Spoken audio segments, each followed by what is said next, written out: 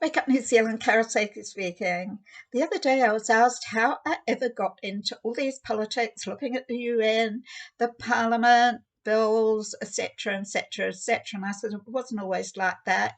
Back in October, November 2018, I just thought that the UN was like, I thought UN troops, UN peacekeeping troops, and that's all I thought.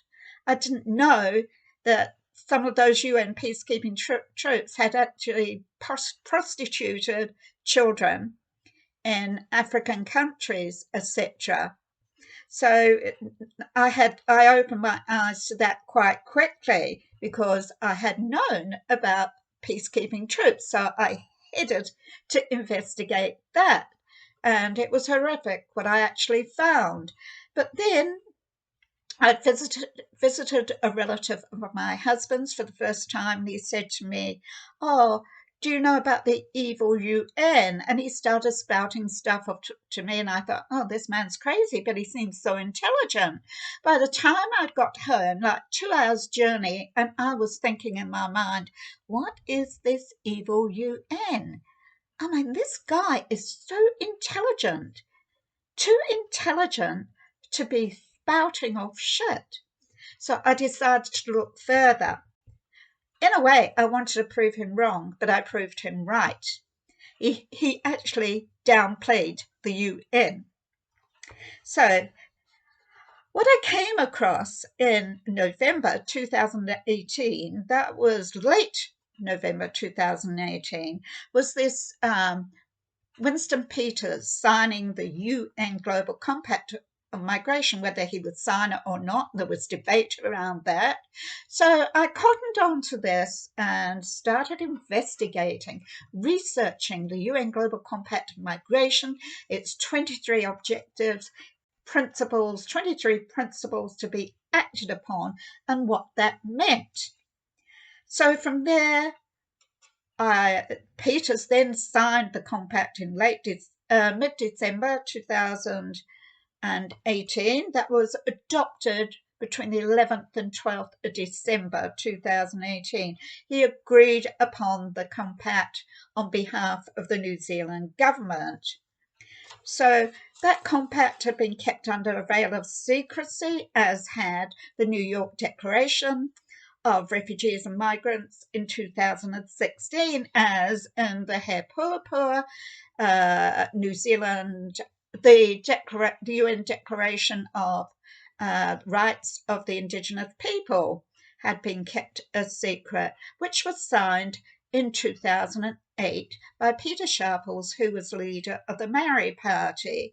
Now, Nania Mahuta introduced He Puapua document into Parliament in January 2019, and only through an OIA request did that come out to the general public. Did they know about it this year? So there is a lot going on behind the closed doors of Wellington that the public do not know about. So the He Puapua actually defines that co-governance between iwi and Crown, which is separatism, individualism, divided, and apartheid. So it's a divided New Zealand. So the UN Compact is 30 pages long, and it's really hard to actually define the language, and you really have to concentrate on what that is. Once you start reading, researching the UN, you gradually realize what they're actually saying. You just cannot take it on surface value. And it's the same with the UN Global Compact of migration. So it took a lot of concentration and many hours. And the compact aims to make an important contribution to enhance cooperation with international migration in all dimensions, and that's a big one. It comprises 23 objectives, which are 23 principles of action, calling countries to commit on policies to uphold these principles that UN determines. So what the UN is saying is that New Zealand, countries like New Zealand, are incapable of actually making their own migration laws, their own immigration laws. Therefore, it has to be done this way globally. So, surely as a country, we can determine our own immigration laws. So the UN Compact does not sufficiently distinguish between legal and illegal migrants. It mixes the rights of asylum seekers with economic migrants. And it stipulates the number of migrants that can actually be accepted in New Zealand. And there's no taking into account individual countries' circumstances, economical, societal, infrastructure, education, health, etc. And also doesn't take into account how much taxpayers' money it's going to take to serve these resources of the UN Global Compact. So it also puts migrants at the top of the list for housing and health. So it's a credible question to ask. What are the intentional purposes? Because if it's a non-binding agreement, why sign it? Why agree to it? Why have all this debate? Well, because the intentions are to actually have its purposes, and it does have its purposes. So the judicial could refer to it, use it in court proceedings in human rights issues, making it legal. Under human rights international laws, the compact is binding if the government decides to introduce the compact into domestic legislation. It would make the compact binding, lawful, enforceable in New Zealand by law. So the compact means more guts and glory to the UN, to globalisation, one world global governance. It also states the parties, that's the government and the judicial of New Zealand's intentions on signing the compact. And it refers to their intentions to determine its legal nature to constitute a legally binding treaty. The parties intend to undertake special agreements with ongoing deliberations with the UN. The compact presents essential preconditions for an international agreement to be judicially enforced by the courts. And the language of the compact is not easily read. So for any Joe Blogs who's not used to this stuff, if I hadn't studied it, I would have no idea what it meant, and I would probably just browse over it and think, oh, all seems good. And that's how it is. So it leaves wide margins for discretion for types of actions in the language of the compact. And as I say, very hard to understand. So there are concerns about open borders, whether borders will be compromised, the interference of other countries into our laws. Also, about the governments, are they ceding our sovereignty by adopting this into the judicial even? And it gives the impression of narrating an ideal migration world, that wonderful world of utopia, where migration is utopian.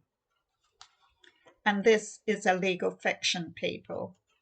So this is globalization over sovereignty, globalization over patriotism, and Ardern's government have already introduced Global Citizenships Awards, which are awarded annually. So the UN Global Compact is non-binding. However, it has recommendations as to international human rights, which makes it binding. It can be interpreted as a political commitment by the government to hard law instruments when it refers to international human rights. It silences, dodges political dilemmas, questioning. It has biases and institutionalized racism, separatism, favoritism for privileged minorities. Privileges over a minority group of people over the majority, the citizens of the host country, namely New Zealand. And it fails to distinguish the legal and illegal migration, incorporates limitations as to freedom of expression. So it's attuned to individual countries' economic, educational, health, infrastructure, and societal positions. It's not attuned to these. Not all are the same. Not all individual countries are on the same level of these. Some more, some less, and otherwise. So Objective 17 in the Compact, commitment to eliminate discrimination of migrants. For example, it says sensitizing and educating media professionals on migration-related issues and terminologies to be used. And then it contradicts itself by documenting the importance of freedom of press.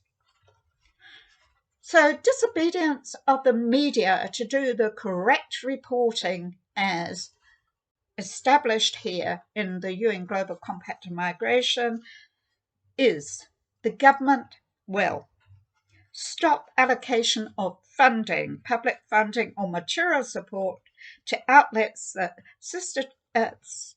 that promote intolerance. And that's what they say. And, that's blackmail. So government blackmail in the media, do as you're told, otherwise we'll pull the plug on you. So restricting the freedom of press by rewarding the political narrative, rewarding for the government and their ideologies, policy narratives, government narratives, controlling what people think and believe by misinformation. Another risk is the proof of a migrant's identity as to identity papers. And it calls for countries to do more about migration, no matter the country's circumstances. And it's effectual for countries to uphold the commitments in the Compact. The courts to have an obligation to uphold these commitments, an obligation to assess the commitments whilst making decisions within the court system. For example, the UN Declaration of the Rights of the Indigenous Peoples Agreement signed by Peter Sharples in 2008. Peter Sharples was the leader of the Maori Party at that time. The affirmed set of principles that have crept into the way government interprets laws, policies in New Zealand relates to this very declaration. For instance, the He Puapua document introduced by Nana Mahuta. So, my petition, the first ever petition I've ever made to Parliament, and not many more after that. The request opposing the UN Global Compact on Migration was introduced into Parliament in December 2018, before the signing of it, and it wasn't heard by the Select Committee till the 26th of June 2019, because between that we had the terrorist attacks in Christchurch, all shit happened, and eventually it got to the petitions office. So the reasons for the petition. was New Zealand. This is what I said, that New Zealand already has made constraints that affect all New Zealanders, their lives, their housing, health, mental health, economic, and other important factors relating to everyday life in New Zealand. So I referred the submission to these things, these concerns that involve New Zealanders' lives. And I said that the government, I felt, was unable to fulfil the basic human needs for many people in New Zealand, let alone more refugees and migrants. And I said the UN Global Compact leaves New Zealand open to illegal migrants entering our country. For that, I got 6,521 signatures from Facebook and followers in 3 weeks. Select committee was the Education and Workforce Committee, and they reviewed this on the 26th of June 2019, and they referred to many serious concerns, as I say, and they also related to freedoms, economy, and social well-being. And I provided evidential information about all that I submitted.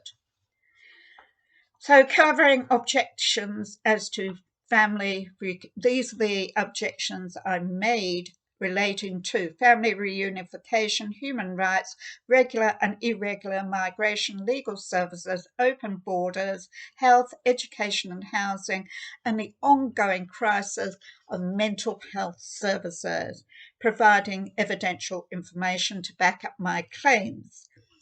Public housing lists since Ardern first took as Prime Minister over 3.5 years. Public housing list has increased double. We now have 23,000 households on that public housing list and 4,000 children residing in motel accommodation. So I noted at the time the shortage of school teachers, primary and senior, that many school teachers had come over from overseas to fill the gaps, but had returned because of the huge cost of living, the rents and the cost of housing. They couldn't actually deal with that, so they returned back home. So at the time of the submission, Peters and Goretz, the Green Party, reacted to my submission in the Select Committee. What they did was they gave an interview with Politico News, the parliamentary newspaper, and Peters said that the New Zealand campaigners who opposed the UN Global Compact migration were related to neo-Nazis in Austria. And Goretz added, and maybe to Tarrant. I asked for an apology for those on behalf of 6,521 petition signatures, and I got zilch. Also, during the time of taking signatures, during that 3-week period, 3 times it was brought to my attention that the signature numbers were not going up as people were adding their signatures. 3 times I spoke to the parliamentary office. On all occasions, they said that there was a technical glitch. So do I trust the government? No, I don't. So Stuff New Zealand reported 19th of 12th, 2018. New Zealand was voting for the UN Migration Compact, making the decision to become part of the first ever UN global agreement. That's what Peters said, that we as a country, us New Zealanders, had voted on the UN Global Compact. It's an utter lie and misinformation, because I signed nothing and I'm sure you didn't. We didn't have a referendum. Note, as for non-binding, this decision is based on international human laws, therefore may be binding and lawful and enforceable enforced in the judicial system, the courts. So on my submission to the Select Committee, I was allowed to pose 2 questions, and they were: why the veil of silence as to the UN Global Compact on Migration, as this has been discussed and planned since early 2017 internationally? The general public of New Zealand were kept in the dark until approximately October 2018. Question mark. I went to a public freedom of speech event put on by David Seymour and asked him the very same question. He called me the Illuminati. Sorry, people, I'm getting tired. It's getting late. And he shut the meeting down. I went to another meeting and sat there with my hand up for an hour. And then he shut the meeting down. So for freedom of speech. And David Seymour. So the other question I asked the Select Committee: why did the Labour coalition discount a public referendum on such a huge issue that would affect every New Zealander's lives? To those 2 questions, I got zilch. Absolutely zilch. So what have we got here? We've got the UN Global Compact on Migration,